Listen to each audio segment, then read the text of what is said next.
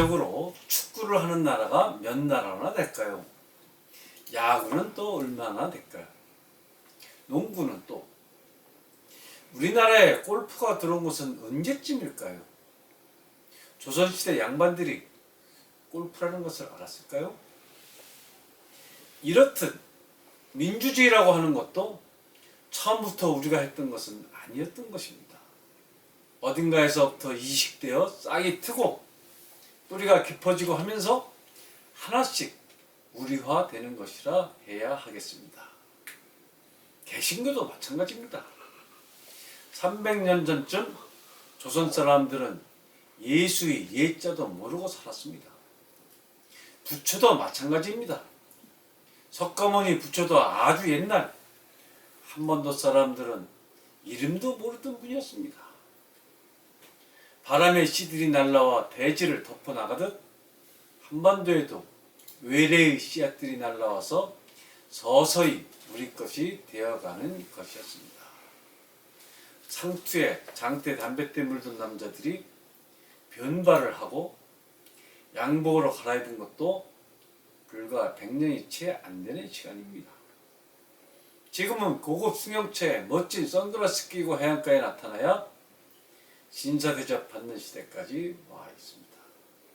왕이 통치를 하고 왕이 죽으면 모든 백성들이 길거리로 나와 대성통곡을 해야 했던 것이 100여 년 전 일이다 하는 얘기입니다.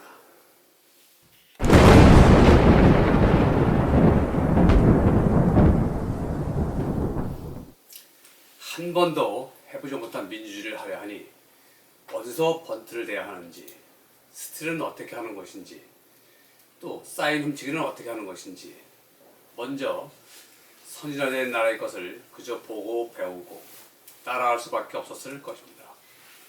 이렇게 하는 것이다 하면 그대로 훔쳐 배우는 수밖에 없었다 하는 얘기입니다. 냉정히 말해서 정당이라는 게 무엇인지, 언론, 방송이라는 게 무엇인지, 선거라는 게 무엇인지, 여론정치라는 게 무엇인지, 국가 예결사는, 국정감사는, 정보기관 운영은 제대로 아는 게 별로 없었다 하는 이야기입니다. 우리나라 사람들 잘하는 것으로 그저 원리는 모른 채 달달 외워서 답변 내놓듯 그렇게 형식상으로만 민주주의 신용만 내었다, 그런 이야기입니다. 원리는 모르고 수학 문제 잘 푸는 똑똑 바보들처럼 대한민국 상층부들의 의식이 이런 한심한 수준이었다 해야 할 것입니다. 정당 민주주의는 민주주의의 핵심 요체라는 것도 잘 몰랐다 해야 할 것입니다. 당 총재는 사라져도 당은 영원히 존재해야 하는 일종의 축구단 같은 것이다 하는 원리도 몰랐다 하는 이야기입니다. 스타 플레이어는 왔다가 사라져도 축구단은 계속 발전해야 하는 원리를 몰랐다는 이야기입니다. 이승만 스타 플레이어가 있었다면 그 옆에 이와 유사한 명 플레이어들이 우글우글했어야 팀이 산다고 하는 간단한 이치도 몰랐다 하는 이야기입니다.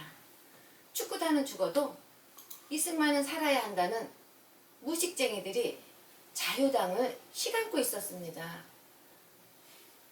정당을 왕 주변의 신하들처럼 채우면 된다고 생각하고들 있었습니다. 그러다가 이승만이 무너지자 자유당도 그날로 해체되는 것이었습니다. 이승만의 자유민주주의라는 것의 실체가 고작 이 정도였던 것입니다. 그리고 이것이 무슨 자랑이냐, 박정희도 이승만을 그대로 흉내냈고 전두환, 노태우, 김영삼, 이회창, 이명박, 박근혜, 황교안, 김종인 등도 소위 좌파 쪽에 김대중, 노무현, 문재인 등도 모두 이를 따라하는 것이었습니다. 한국의 정당들은 그야말로 하루살이들, 나라 세우고 80여 년이 다가오지만 정당다운 정당 하나 없는 하루살이 정당들, 포말 정당들, 이것이 현재 한국 정당들의 적나라한 자화상 아닙니까?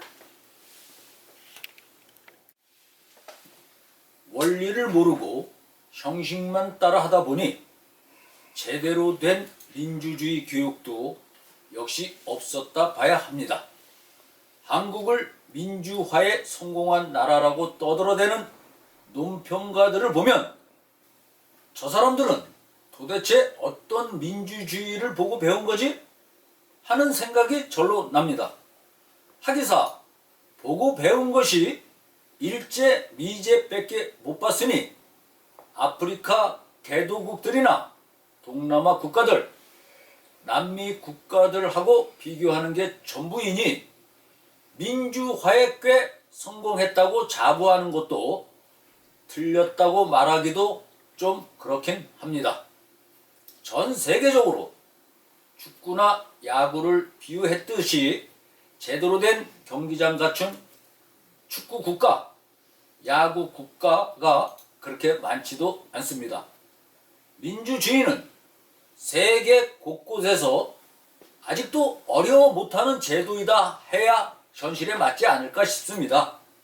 대개의 나라들은 국민 수준이 현저히 떨어져서 왕제가 그저 편하다 할 수 있겠습니다. 이것저것 고민할 필요 없겠다. 좋은 왕 만나는 것도 운명이다 생각하면 그만인 것을 괜히 똑똑한 채 하면서 골머리 앓을 필요 없다는 것이 아직도 전 세계의 반 이상은 된다 하는 얘기입니다. 개, 돼지로 사는 사람들도 그 운명의 비참함을 잘 모르는 사람들이라면 인간은 또 그런 환경에서도 잘 적응해서 살게 되어 있다, 그런 이야기입니다. 우리 한국 사람들 대단한 사람들처럼 폼 잡지만 자살률 세계 1위 국가라는 사실을 알면 어디 가서 창피해서 말도 못할 것입니다. 어디 자살률 뿐이지 아십니까? 이혼율은 또 어떻습니까? 교통사고율은요, 노인 빈곤율, 연간 총 근로시간율, 미세먼지 농도율, 고령화 속도율, 출산율, 사회적 갈등 비용 증가율, 빈부 격차율, 주거 지출 비율, 삶의 질, OECD 국가 중 33개 국가 중 거의 꼴찌인 30위권 수준. 이것이 한국이 적나라한 현 주소인 것입니다. 뭐가 그리 대단한 국가입니까? 역대 정부들이 애들은 많이 썼지만 냉정의 점수가 이 모양입니다. 국민들을 속인 거 아닙니까? 국민들은 북한 주민들처럼 북한의 현재도 세계 속의 유일한 천국인 양 여기며 살듯이 우리 대한민국이 정말 천국처럼 잘 산다고 오물한 개구리처럼 여기서 사는 것 아닙니까? 맨날 주차할 데도 없어서 이웃집들과 주차 전쟁 치르면서 살고 있고 가게를 차려놓고 2, 3년 내에 대부분 다 망해 인테리어 다시 해야 하고 눈덩이처럼 부채가 들어 월급 받아봐야 은행이자 내면 애들하고 어디 맛있는 거 사 먹으러 갈 수 없는 한계 가구들, 한계 부모들 이러고 사는데 무슨 선진국이란 말입니까? 여지껏 소화도로 산 거 아닙니까? 사태를 너무 비관적으로 보는 게 아니냐고 야단하지 마시기 바랍니다. 부정적인 것도 많지만 그런 와중에서도 또 좋아진 부분도 많이 있지 않습니까? 어디 한 번에 선진국이 되겠습니까? 좋아진 부분을 잘 지켜내고 아직도 나쁜 분야들 이제부터라도 정신 차려서 새롭게 개혁, 쇄신해 나간다면 또 좋은 나라가 만들어지지 않겠습니까? 과거 우리나라 어디가 가던 화장실 하나 깨끗한 게 없어서 정말 창피스러웠었는데 화장실 문화 깨끗해진 거 이런 게 희망의 변화들 아니겠습니까? 지하철 수준 세계 사람들에게 자랑할 만하지 않습니까? 인터넷 속도 세계 1위 자랑할 만하지 않습니까? 터널 뚫는 기술 대단하지 않습니까? 24시간 음식 배달 시스템 새로운 한류 아닙니까? 인천공항 서비스 세계 1위 대단하지 않습니까? 전 세계 200개 나라에 상품을 만들어 파는 나라 기적 아닙니까?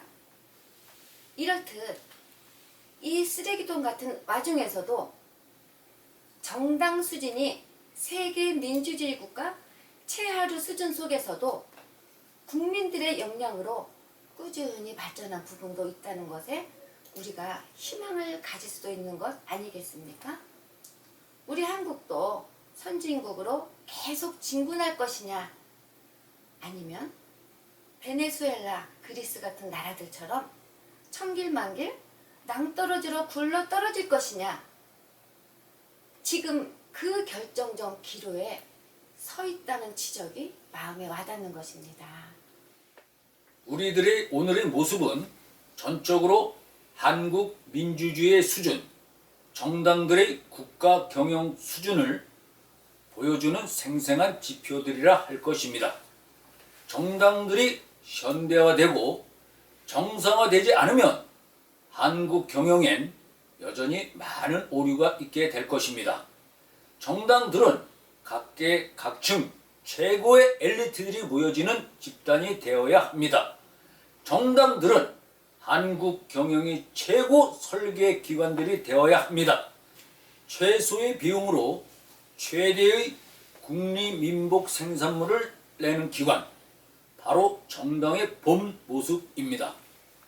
어디 영등포 농산물 시장통 상가연합회 같은 그런 수준들이 아니라 최소한 KDI라든가 카이스트 정도의 정책 연구기관들을 보유하고 있는 그런 과학 정당들, 현대화된 정당들, 그 운영 시스템이 구석구석 모두 표준화되어 있고 투명하게 운영되는 그런 현대화된 정당들, 이렇게 정당이 국민들 속에서 국민 정당으로 태어나지 않으면 당수가 어떻게 해서 선출됐는지도 모르는 어용화된 정당 틀이 깨지지 않으면 일당 독재 체제의 하청 정당들로 타락하지 않게 시스템이 되지 않으면 한국의 선진국 진입은 영원히 물 건너 간다 하는 이야기입니다.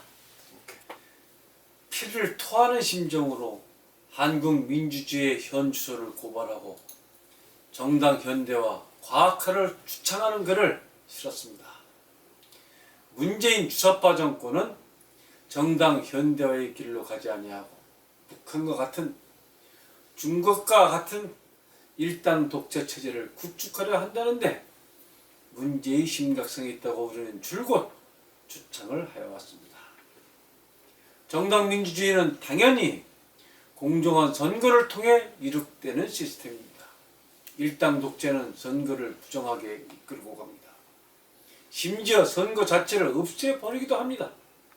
이 정권이 박정희 유신 독재와 같은 좌파 영구 집권을 도모하는 것은 이 나라 민주주의를 완전히 죽이는 일이 될 것입니다. 과거에도 목숨을 건 저항들이 있었던 것처럼 문재인과 더불당의 이 흉측한 흉계도 전 국민의 저항을 받게 될 것입니다. 그리고 이 정권 사람들의 말로도 결국 비참해질 것이라는 점을 경고해 마지 않습니다. 시청자 여러분, 오늘은 여기까지 하겠습니다. 이 나라는 결코 공산체제와 같은 좌파 파쇼를 허용하지 않을 것이라는 점을 강조하면서 오늘 방송을 마무리하겠습니다. 여러분 좋으셨다면 구독과 좋아요, 응원 댓글 3종 세트 꼭 부탁을 드리겠습니다. 여러분의 응원이 저희 방송을 명품 방송으로 만들어 주실 것입니다. 감사합니다. 그럼 다음 시간에 다시 만나 뵙도록 하겠습니다.